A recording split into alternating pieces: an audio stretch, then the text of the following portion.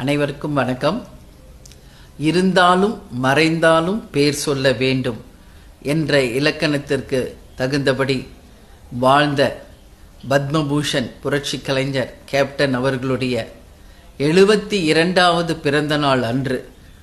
அவருக்கு வாழ்த்து சமூக வலைதளங்களிலும் எக்ஸ் வலைதளங்களிலும் வாழ்த்து தெரிவித்த